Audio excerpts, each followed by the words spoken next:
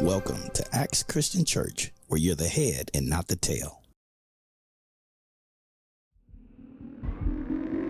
The year of Thanksgiving.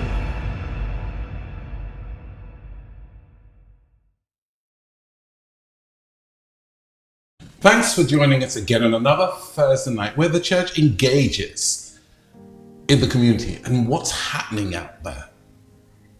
I think it's so important that we do take note and to see how we can actually engage, have a conversation, and educate people. Well, this is part two. We had a fantastic studio session where we dealt with COVID hesitancy, and I thought it was only right that we actually begin to look at the whole process of the young people in COVID, how they see it, what's their perspective.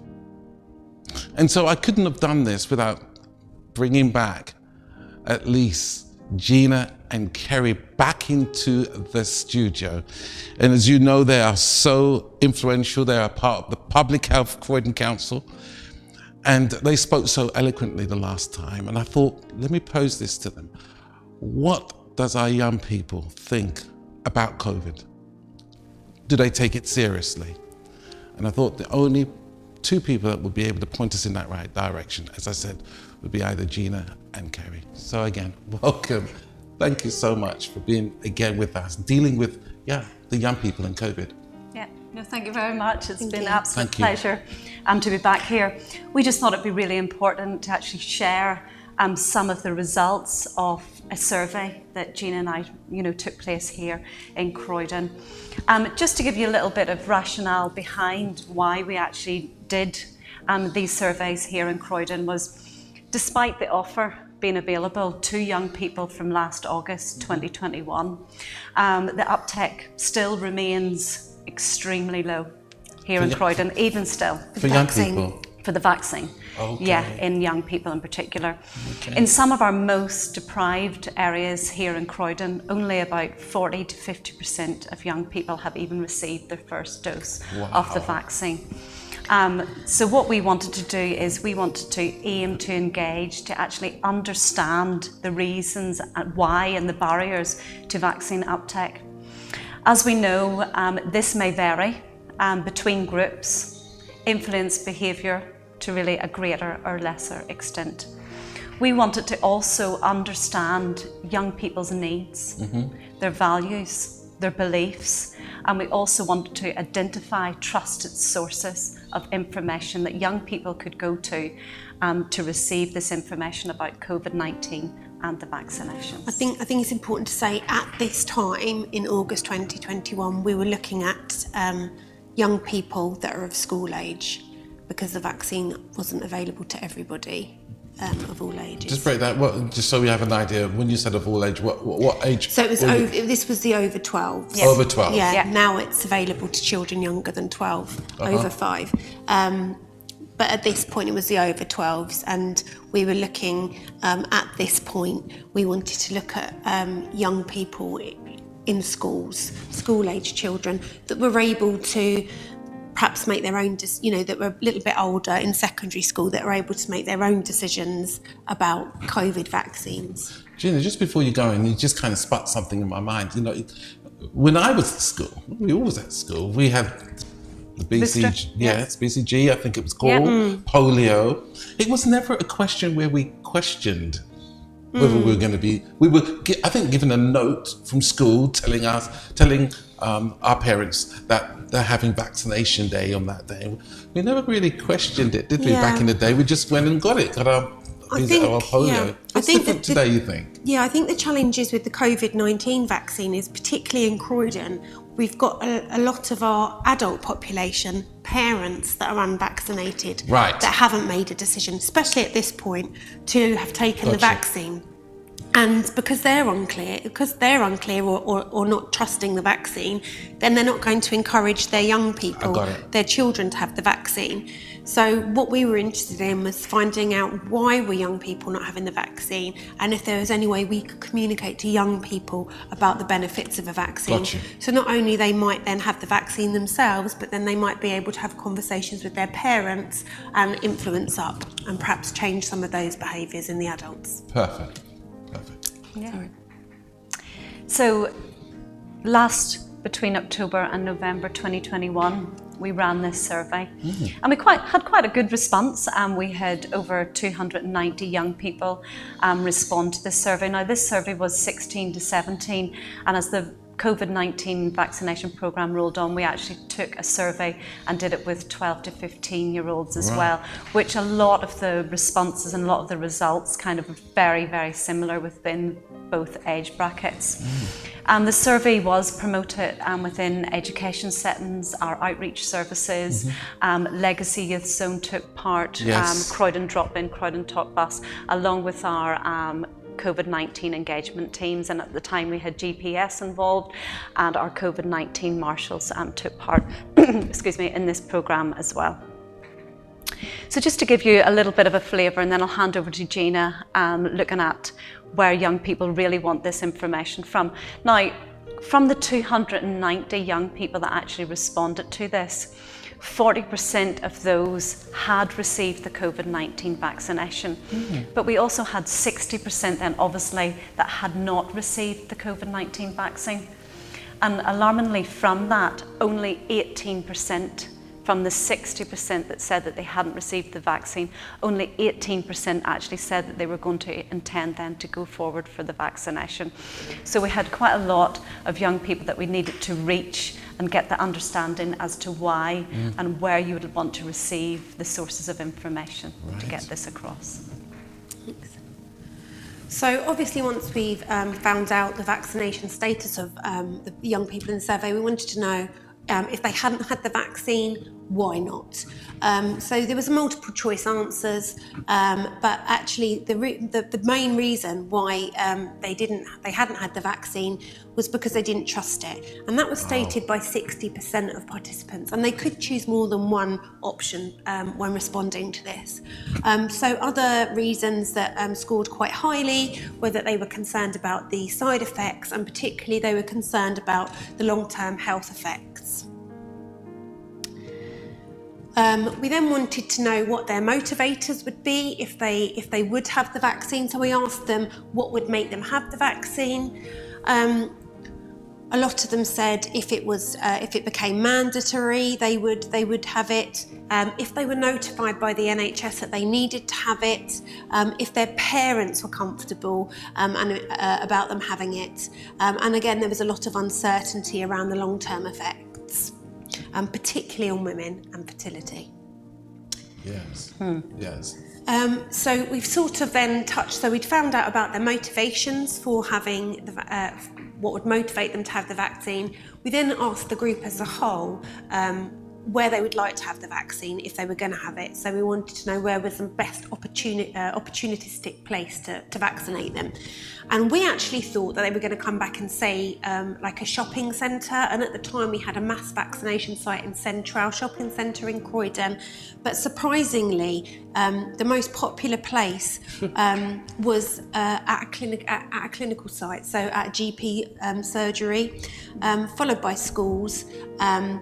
And then some people said at a youth club.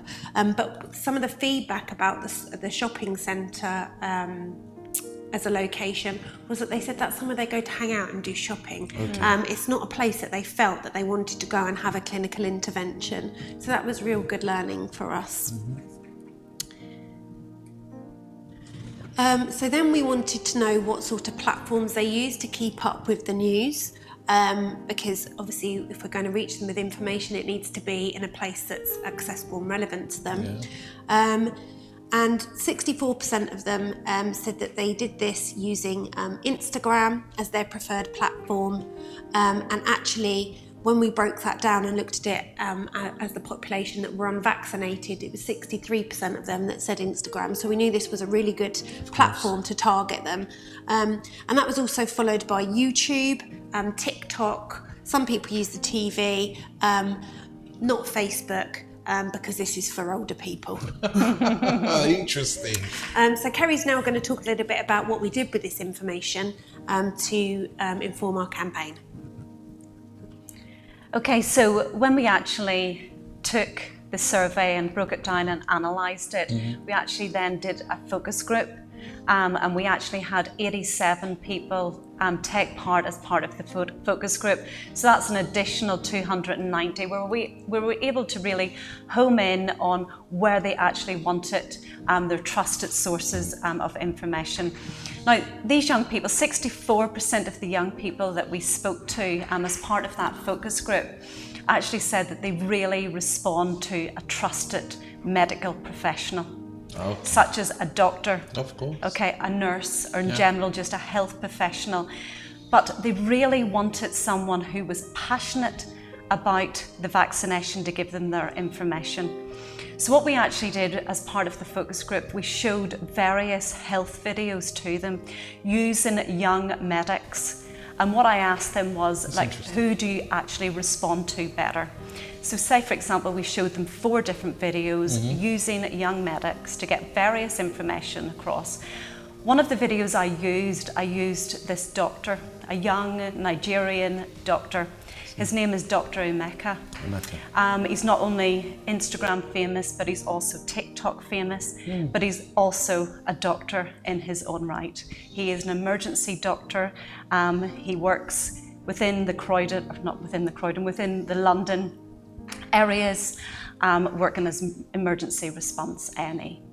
So we thought young people's going to respond to him. He's worked in collaboration with a lot of London boroughs around the vaccine. He actually was working at the Stratford City mass vaccination site, whereby he was there and available to answer questions and talk to the public. So we actually spoke with Dr. Emeka and asked him if he would like to come to Croydon and do some collaboration work for us as part of TikTok and Instagram, which he then agreed to. That's good. Come to Croydon, which was fantastic. And he also agreed that he would put these across his TikTok and Instagram sites. Yeah, and it's important to say, so in the end, another reason why we chose Dr. Emeka was when we were speaking to young people, they said it was important that the health professional represented their demographic. And also they wanted someone that was good looking and looked after themselves, because young people respect these aesthetics. So he did tick all of these boxes. And we asked if they had any examples of people that they followed on Instagram or TikTok, medical professionals, and Dr. Emeka's name came up a lot. There was another Australian doctor that came up as well, but we thought we wanted to keep it relevant. He's got a London accent, he's a London doctor. So that was really good. And when he did come and collaborated with us, he did 5 TikTok videos that are live now streaming.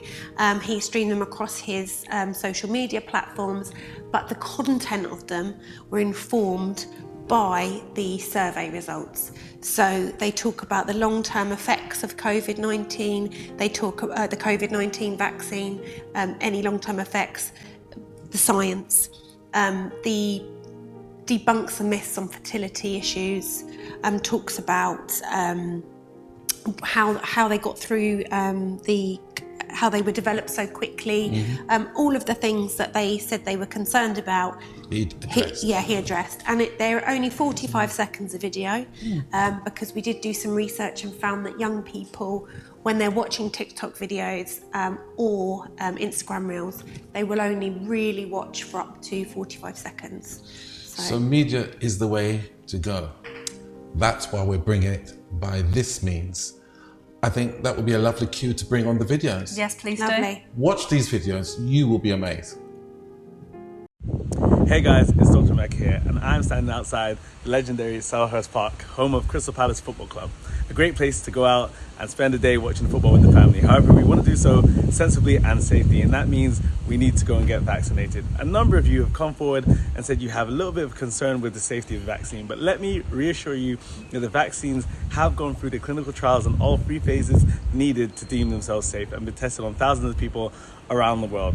One of the reasons we were able to develop them so quickly is because they didn't have the financial constraints that some of the vaccines have, because we had a severe demand all over the world because of COVID-19. So please go out and get vaccinated, keep Croydon safe, and go and enjoy a day out at Selhurst Park to watch the football. Hey guys, it's Dr. Meg here. Now, I've been out and about in the city of London, in Croydon, speaking to young people, talking about the COVID-19 vaccine and fertility, addressing some queries and concerns that young people may have. Now, what I've heard is that a lot of people think the COVID-19 vaccine may negatively affect fertility, and this is because it mimics a protein in the placenta and causes the body to attack it. And we need the placenta for a good, viable pregnancy. However, studies and data show that there's no evidence that the COVID-19 vaccine does affect the placenta in any way, shape, or form, and there's no adverse effects on fertility and pregnancy. So, I'm encouraging young people to make sure that they go out and get the vaccine and keep Croydon safe. Hey guys, it's Dr. Meg here. Now, as you can see, I'm in the heart of Croydon, Thornton Heath, right by the mobile vaccination van. So I'm trying to appeal to young people around Croydon to come and get their COVID-19 vaccine today.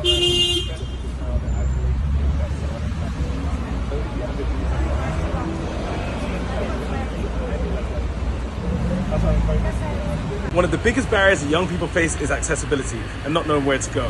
However, if you head over to the Croydon Council website, you can know exactly where the mobile van is going to be. You can come get your vaccine, and we can answer any queries or questions you may have about the COVID-19 vaccine. So please guys, come and get your vaccine today. Tell a friend, and let's keep Croydon safe. Now that was Dr. Emeka talking about relevant things that would actually suit young people and maybe lay all those fears that was coming directly for him. He has a huge following on TikTok. Maybe every single one he puts out, maybe about 2,000 views. Check him out.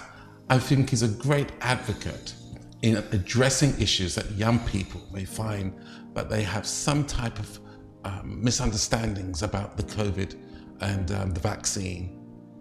I hope you have been, in a sense, educated and brought into enlightenment by this particular series of dealing with COVID hesitancy.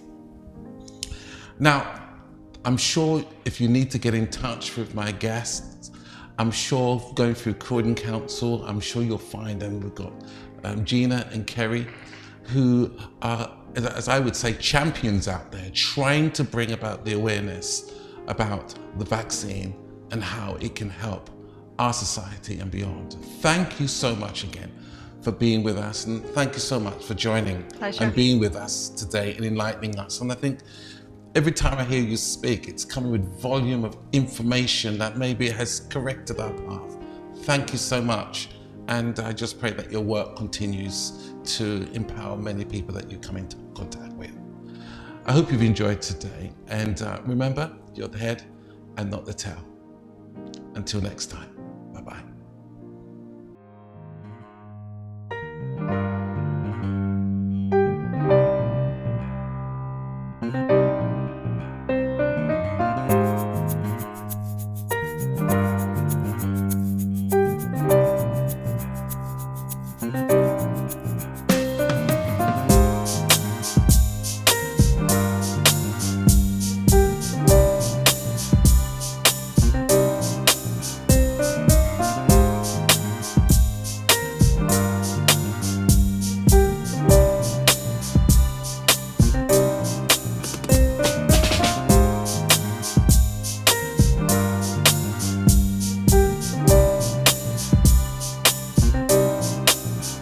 Christian Church, where you're the head and not the tail.